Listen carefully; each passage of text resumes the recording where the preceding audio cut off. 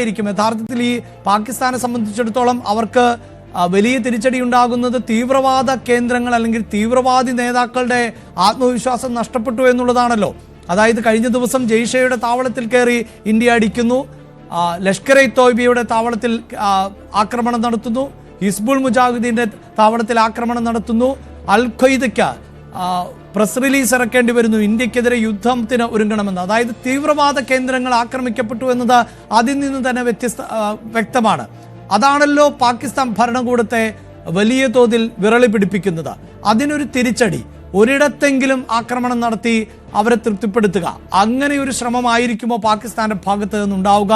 ഈ പറയുന്നത് പോലെയുള്ള ഒരു സൈനിക നീക്കത്തിനൊക്കെ പാകിസ്ഥാന് ത്രാണിയുണ്ടോ?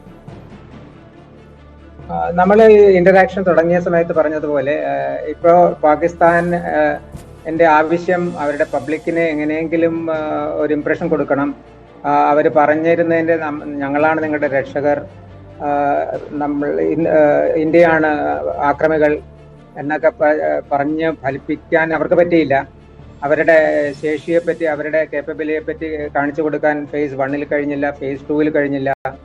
അപ്പോൾ അവരെ കൊണ്ട് പറ്റാവുന്ന രീതിയിൽ അവരെല്ലാം പ്ലാൻ ചെയ്ത് ഫേസ് 1 അവർ ചെയ്യുന്നുണ്ട്, പക്ഷെ അത് മുന്നോട്ട് പോകുന്നില്ല.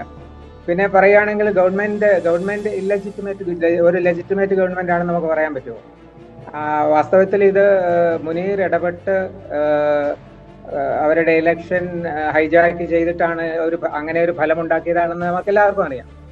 കൗണ്ടിങ് ഡേയ്സിൽ രാത്രിയിൽ കൗണ്ടിങ് നിർത്തി പകലായപ്പോഴത്തേക്ക് നെക്സ്റ്റ് ഡേ മോർണിംഗ് ആയപ്പോഴത്തേക്കും ഇങ്ങനെ ഒരു കോയലേഷൻ രീതിയിൽ ഇമ്രാൻഖാനിന് എതിരായിട്ടുള്ള ആളുകളെ കൊണ്ടൊരു ഗവൺമെന്റ് ഉണ്ടാക്കിക്കാം, അങ്ങനെ ഒരു ഫലം ഉണ്ടാക്കിച്ചത് അത് റിഗ് ചെയ്തതാണ്. ഇത് റിഗ് ഗവൺമെന്റ് ഇപ്പോൾ ഇരിക്കുന്നത് നോമിനേറ്റഡ് പ്രൈം മിനിസ്റ്റർ ആണ്.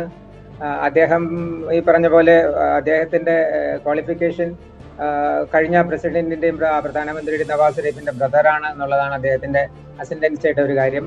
അപ്പോയിന്റഡ് ആണ്, അങ്ങേർക്ക് വോയിസ് ഇല്ല. ആ ഒരു കോൺട്രവേഴ്സ്യൽ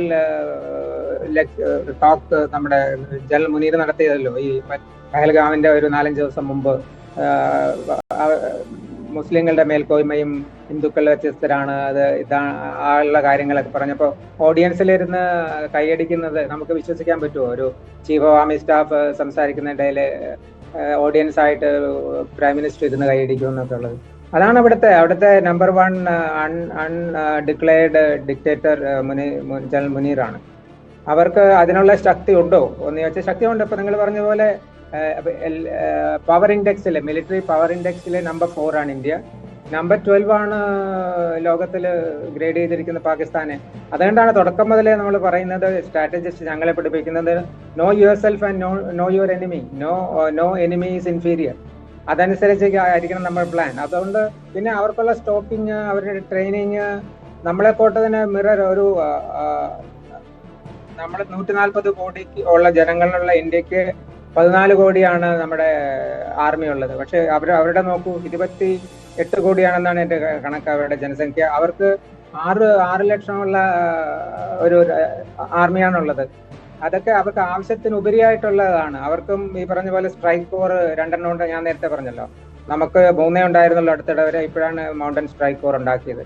നമ്മള് ആവശ്യത്തിൽ കൂടുതൽ പൈസ, ഒരു പൂർവ്വ സൈനിക എന്ന നിലയ്ക്ക് എനിക്ക് എപ്പോഴും തോന്നാറുണ്ട് ഈ ഒരു 1.9 എന്നൊക്കെ പറഞ്ഞത് പോരാ.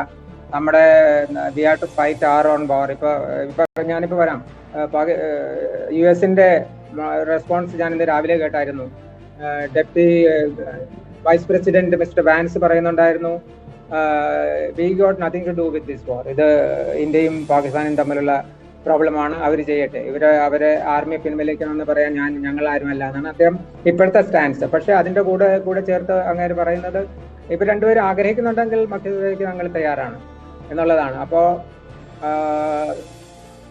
ആ ഒരു മധ്യസ്ഥതയ്ക്ക് പാകിസ്ഥാൻ തയ്യാറാണോ? അവർ മധ്യസ്ഥതയ്ക്ക് അവരുടെ വീക്ക്നെസ് മനസ്സിലാക്കി, റിയാലിറ്റി മനസ്സിലാക്കി ഇപ്പൊ നിൽക്കുന്നത് നല്ലതാണ്. പക്ഷെ ഏതായാലും നമുക്ക് പല കാര്യങ്ങളും ഇതുവരെയുള്ള പ്രൊസീഡിങ്സിൽ നമുക്കുണ്ടായിട്ടുണ്ട്. പണ്ടൊക്കെ ഈ പാകിസ്ഥാൻ പഞ്ചാബിലേക്ക് പോകുക എന്ന് പറഞ്ഞാൽ ഓപ്പൺ വാർ എന്ന് ഞാൻ അവിടെയൊക്കെ ഉണ്ടായിരുന്നപ്പോൾ ഞങ്ങളുടെ വിശ്വാസം അതായിരുന്നു. ഒരു വാർ ഡിക്ലെയർ ചെയ്ത ശേഷമേ നമുക്ക് നമ്മുടെ അപ്പുറത്തേക്ക് നമ്മൾ എന്തെങ്കിലും അയക്കാനോ ഒക്കെ പറ്റുള്ളൂ. പക്ഷെ ഈ പഞ്ചാബിൽ തന്നെയാണ് ബഹാവൽപൂർ 100 കിലോമീറ്റർ. അത് ഇന്നലെ 2 ദിവസമായിട്ട് നമ്മൾ പറയുന്നതാണല്ലോ. അപ്പോൾ ടെറർ ഹെഡ്ക്വാർട്ടർ ആണെങ്കിലും ക്യാമ്പ് ആണെങ്കിലും നമ്മൾ അവരെ അറ്റാക്ക് ചെയ്ത് അവരെ നശിപ്പിക്കും എന്നുള്ള ഒരു ലൈസൻസ് നമ്മളിപ്പോൾ എടുത്തിട്ടുണ്ട്. മുമ്പ് നമ്മൾ സർജിക്കൽ സ്ട്രൈക്ക് 14 നടത്തിയിട്ട് അത് ഫോളോ അപ്പ് ചെയ്തിട്ടില്ല. അതൊരു 1 ഓഫ് ആർമി ഓപ്പറേഷൻ ആയിരുന്നു. ബാലക്കോട്ട് ഒരു 1 ഓഫ് എയർഫോഴ്സ് ഓപ്പറേഷൻ ആയിരുന്നു. അത് നമ്മൾ സമാധാന പേരാണ്. അതുകൊണ്ട് ഇസ്രായേലെ കൂട്ട് ആ ഒരു എക്സിസ്റ്റൻഷ്യൽ ത്രെറ്റ് നമുക്കില്ല. നമുക്കറിയാം നമ്മൾ ശക്തരാണ്. നമ്മൾ ഇത്രയും അപരരായ ഒരു രാജ്യത്തെ നമ്മൾ അങ്ങോട്ട് ചെയ്യാനുള്ള നമ്മുടെ സംസ്കാരം നമ്മളെ അനുവദിക്കുന്നില്ല. അതാണ് നമ്മളെയുള്ള നന്മയാണ് നമുക്ക് പലപ്പോഴും എതിരായിട്ട് വരുന്നത്. അപ്പോൾ അവര് ശക്തിയാണെന്നുള്ളത് കരുതിക്കൊണ്ട് തന്നെയാണ് നമ്മൾ ചെയ്യുന്നത്. അവരുടെ ശക്തി എത്രയുണ്ടെന്ന് ഇപ്പൊ 3 ദിവസത്തെ പരാജയങ്ങൾ കൊണ്ടെന്ന് ലോകത്തിന് മനസ്സിലായിട്ടുണ്ട്. നമുക്ക് വിശ്വാസം കൂടിയിട്ടുണ്ട്.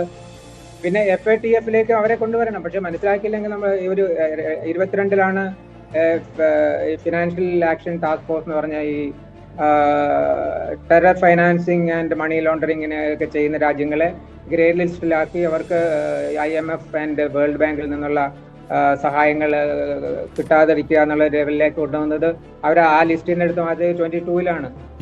അതുകൊണ്ടാണ് ഇപ്പോൾ അവർ വേറൊരു ട്രാൻസിന് വേണ്ടിയിട്ട് ഇപ്പോൾ പോകുന്നത്. അതിനെ നമ്മൾ ഇപ്പോഴത്തെ അതിനെ എഫക്ട് ചെയ്യുമെന്ന് ഉള്ള സംശയമാണ്. എനിവേ അറിയാൻ പറ്റും അടുത്ത് തന്നെ. അപ്പൊ പാകിസ്ഥാനെ നല്ലൊരു ശത്രുവായിട്ട് കരുതിക്കൊണ്ട് തന്നെയാണ് നമ്മുടെ ആർമി പ്ലാൻ ചെയ്യുന്നതും നമ്മുടെ ഡിപ്ലോയ്മെന്റും നമ്മുടെ എല്ലാ ത്രെഡ് പെർസെപ്ഷനും എല്ലാം അതുപോലെ തന്നെയാണ്. ഇപ്പൊ ഇതൊരു ഓൺഗോയിങ് ഇവോൾവിംഗ് സിറ്റുവേഷൻ ആയതുകൊണ്ട് അടുത്ത അവരെന്ത് പ്രകോപനം ഉണ്ടാക്കുമെന്ന് നമുക്ക് നോക്കാം. അതനുസരിച്ചുള്ള ആക്ഷൻ നമ്മൾ എടുക്കും. തീർച്ചയായും അങ്ങനെ ഇന്ത്യ അതീവ ജാഗ്രതയോടുകൂടി തന്നെയാണ് മുന്നോട്ട് പോകുന്നത്. സാധാരണക്കാരായ ആളുകൾക്കടക്കം ജാഗ്രതാ നിർദ്ദേശം നൽകുന്നുണ്ട്. അതിലേറ്റവും എടുത്തു പറയേണ്ടത് പഞ്ചാബ്, ഹരിയാന, രാജസ്ഥാൻ ഉൾപ്പെടെയുള്ള സംസ്ഥാനങ്ങൾ ആണ് ഇപ്പോൾ അതീവ ജാഗ്രത പുലർത്തുന്നത് എന്നുള്ളതാണ്. പഞ്ചാബ് അതിർത്തി സംസ്ഥാനമാണ് എന്നത് നമുക്കറിയാം. അതോടൊപ്പം തന്നെ അയൽ സംസ്ഥാനങ്ങളുടെ പട്ടികയിലേക്ക് വരുന്ന സംസ്ഥാനങ്ങൾ ആണ് ഈ രാജസ്ഥാൻ, ഹരിയാന പോലെയുള്ള സംസ്ഥാനങ്ങൾ. അവിടെയൊക്കെ വലിയ ജാഗ്രത തുടരുന്ന സാഹചര്യം കൂടി ആണ് ഉള്ളത്. ഒപ്പം ബ്രിഗേഡിയർ വേണു നായർ, ഇവിടെ ഈ ഇന്നലെ ഇന്ത്യ നടത്തുന്ന ആക്രമണം, അതുമായി ബന്ധപ്പെട്ട് കൂടുതൽ സ്ഥിരീകരണങ്ങൾ ഇനിയും പുറത്തു വരേണ്ടതുണ്ട്. ഇന്ത്യ യുദ്ധവിമാനങ്ങളടക്കം വെടിവെച്ചു വീഴ്ത്തി എന്നുള്ള വിവരങ്ങൾ ഇന്നലെ പുറത്തു വന്നതാണ്. പാക് പൈലറ്റുമാർ ഇന്ത്യയുടെ കസ്റ്റഡിയിലാണ്, പിടിയിലാണ് എന്ന റിപ്പോർട്ടുകൾ പുറത്തു വന്നതാണ്. അതോടൊപ്പം തന്നെയാണല്ലോ ഈ പാകിസ്ഥാനിൽ നടക്കുന്ന നീക്കങ്ങൾ നമ്മൾ തുടർച്ചയായി അത് റിപ്പോർട്ട് ചെയ്യുന്നതാണ്. അതിൽ തന്നെ ബലൂചിസ്ഥാൻ കൊറ്റ പിടിച്ചെടുത്തു എന്ന റിപ്പോർട്ടുകൾ, പാകിസ്ഥാൻ സൈന്യത്തിനകത്ത് വീണ്ടും അട്ടിമറി നടക്കുന്നു എന്ന റിപ്പോർട്ടുകൾ, അതൊക്കെ എങ്ങനെയാണ് താങ്കൾ നോക്കിക്കാണുന്നത്? ഇതൊക്കെയാണ് ഈ ഫോഗ് ഓഫ് വാർ എന്ന് പറയും. ഒരു മഞ്ഞുമറ ഇപ്പൊ ഉണ്ട്. എല്ലാം ഇൻസ്റ്റന്റേനിയസ് ആയിട്ട് നമുക്ക് കിട്ടുന്ന നമ്മൾ ആഗ്രഹിക്കരുതൊന്ന്.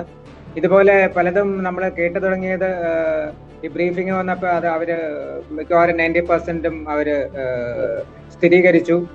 അപ്പോൾ ഇങ്ങനെയുള്ള സിറ്റുവേഷനിൽ നമുക്ക് minute to minute progress of the situation ഉണ്ടാകണമെന്ന് എക്സ്പെക്ട് ചെയ്യാൻ പറ്റില്ല. പിന്നെ ഇപ്പോൾ ട്രാൻസ്പെറന്റ് എന്ന് പറഞ്ഞാൽ the war has come to, നമ്മളിവിടെ വീട്ടിൽ നിന്നുകൊണ്ട് ഇപ്പോൾ കാർഗിൽ ടൈം മുതലാണ് നമുക്ക് ആ ഒരു ഫെസിലിറ്റി ഉണ്ടാവുന്നത്. ഇപ്പോഴേ സാറ്റലൈറ്റ് അത് ഇതായിട്ട് ഇവിടെ IED ബ്ലാസ്റ്റ് ഇപ്പോൾ ക്വറ്റയുടെ അടുത്ത് കഴിഞ്ഞ ദിവസം ഉണ്ടായത് നമ്മൾ കണ്ടു.